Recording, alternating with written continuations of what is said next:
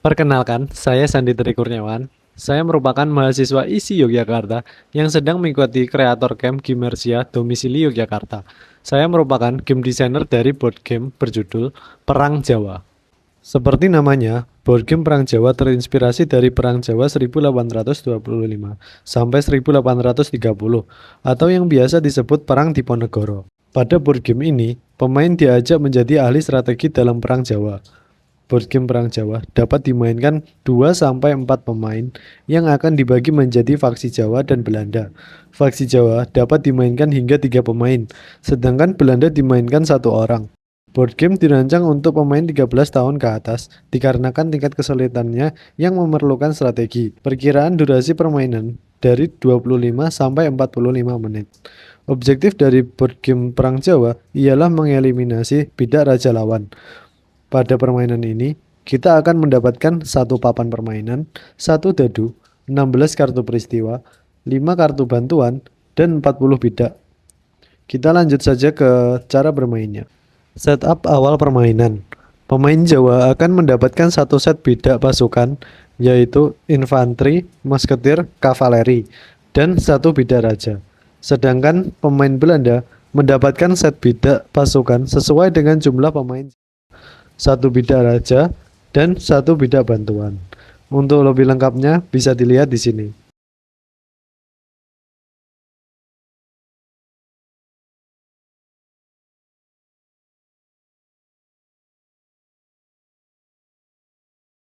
Sisa bidak dapat diletakkan pada wadah yang disediakan. Kartu-kartu dapat diset di samping papan permainan agar mudah dilihat seluruh pemain. Penempatan awal bidak pemain Jawa diletakkan pada area benteng Tegalrejo, dilanjutkan Bantul, dan Klaten. Karena perlawanan Perang Jawa dimulai dari Tegalrejo, sedangkan untuk pemain Belanda, bidak raja wajib diletakkan pada benteng Frederberg. Tetapi, Belanda memiliki opsi untuk menempatkan beberapa bidaknya pada area benteng Magelang bertujuan untuk menjaga jalan bidak bantuan yang akan dimulai dari area Semarang. Lalu permainan dapat dimulai. Permainan diawali dari pemain Tegalrejo, lalu pemain Belanda.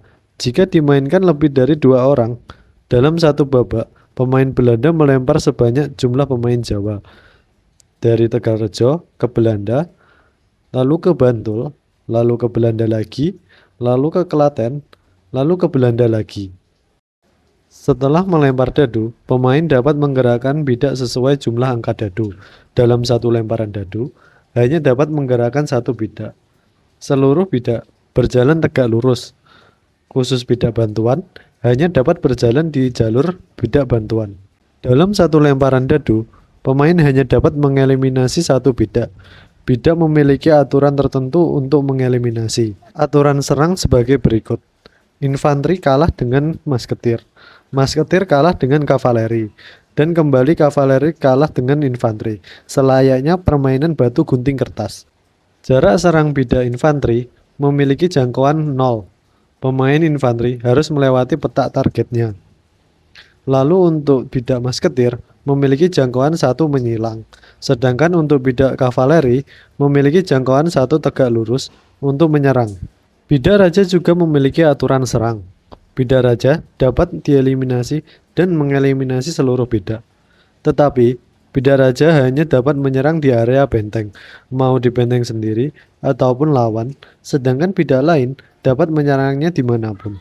Untuk jangkauan bidak raja, 1 petak, yaitu sekitarnya. Ketika bidak raja tereliminasi, seluruh bidak pasukan juga akan ikut tereliminasi. Lalu, untuk bidak bantuan tidak dapat menyerang, tetapi dapat diserang seluruh bidak ketika sudah dikeluarkan. Ketika mengeliminasi bidak, jika langkah dadu tersisa, langkah dadu dapat digunakan setelah mengeliminasi. Ketika pemain mendapatkan dadu 6, pemain dapat mengaktifkan kemampuan bidak pasukan. Bidak infanteri memiliki kemampuan tidak dapat diserang selama 1 babak setelah dijalankan.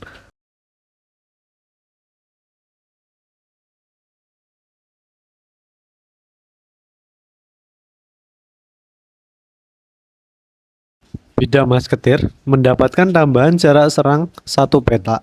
Jarak serangnya menjadi 2 petak menyilang. Sedangkan bidak kavaleri ketika mengeliminasi dapat melempar dadu lagi sekali, tetapi tidak dapat mengeliminasi dua kali.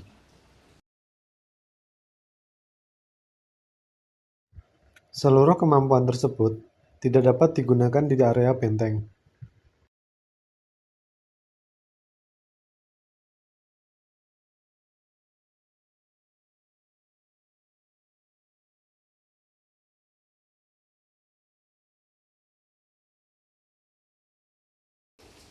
Khusus untuk pemain Belanda, ketika mendapat dadu 6, dapat mengeluarkan bidak bantuan. Bidak bantuan dapat dijalankan pada lemparan dadu selanjutnya.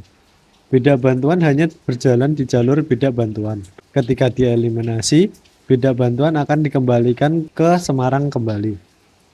Ketika bidak bantuan sampai ke Benteng Vaderburg, pemain Belanda akan mendapatkan kartu bantuan. Isi kartu bantuan sebagai berikut. Pasukan bantuan. Belanda mendapatkan pasukan tambahan. Komando pusat. Pasukan Belanda dapat menggunakan kemampuan bidak pasukan tanpa syarat dadu 6 selama 3 babak. Lalu kejahatan senjata. Seluruh pemain Jawa melemparkan dadu. Jika mendapat ganjil, pemain melanjutkan permainan. Sedangkan jika mendapat genap, pemain dinyatakan kalah saat itu juga. Kembali kepada permainan. Ketika gilirannya, pemain dapat memanfaatkan beberapa tempat yang memiliki efek khusus, seperti candi dan hutan. Pada papan permainan memiliki dua candi, yakni Candi Prambanan dan Candi Borobudur. Ketika bidak pasukan pemain memasuki tempat tersebut, bidak pasukan tidak dapat dieliminasi selama satu babak. Efek ini dapat digunakan berulang setiap giliran, tetapi perlu diingat hanya bidak pasukan. Bidak raja tidak dapat mendapatkan efek tersebut. Sedangkan hutan tersebar di beberapa lokasi. Hutan dapat memberikan efek perlindungan pada bidak pasukan Jawa yang berada di dalamnya. Hanya bidak pasukan Jawa dan bukan bidak raja. Seluruh efek tersebut permanen kecuali ada peristiwa khusus yang menghilangkan. Oke, kita lanjut pada kartu peristiwa. Kartu peristiwa dibuka setiap awal babak. Jika kartu telah terbuka semua, kartu dikocok ulang. Kartu memiliki beragam peristiwa yang akan memengaruhi dinamika permainan. Berikut isi kartu peristiwa. Pembakaran Tegal Rejo. Seluruh bidak yang ada di Tegal Rejo dipindahkan ke Goa Selarong. Pembakaran hutan. Area hutan tidak memberikan efek selama satu babak. Ekspedisi candi. Area candi tidak memberikan efek selama satu babak. Gunung Merapi meletus. Area Gunung Merapi mengurangi 2 langkah bidak selama satu babak. Jalan longsor. Bidak bantuan Belanda terhenti selama satu babak. Benteng Stalsel. Pemain Belanda dapat memindahkan 2 pasukannya ke area Benteng Stalsel. Lalu ada kartu peristiwa yang memberikan peningkatan kemampuan bidak pasukan, seperti semangat prajurit. Seluruh bidak infanteri mendapat tambahan 3 langkah.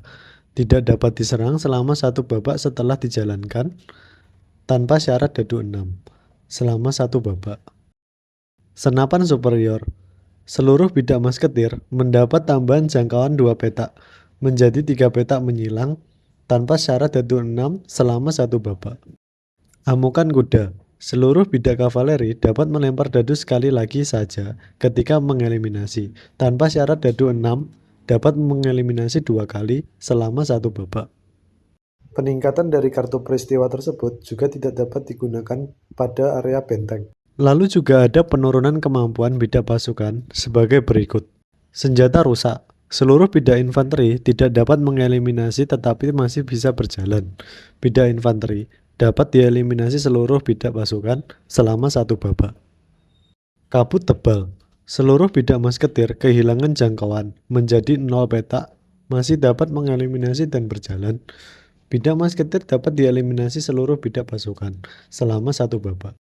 Kuda kelelahan. Seluruh bidak kavaleri tidak dapat berjalan dan mengeliminasi.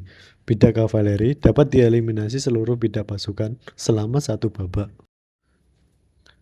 Juga ada kartu penambahan pasukan, seperti bantuan rakyat, bantuan amunisi, dan sumbangan kuda. Bidak ini diambil dari sisa yang tersedia pada awal pembagian.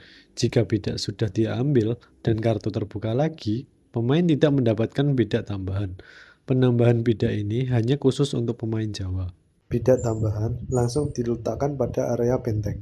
Kondisi tinggal bidak raja saja. Bidak raja bebas mengeliminasi di luar benteng. Kondisi menang Jawa ketika dapat mengeliminasi bidak raja pemain Belanda, sedangkan Belanda ketika mengeliminasi seluruh bidak raja pemain Jawa. Sekian penjelasan dari saya tentang board game Perang Jawa. Terima kasih.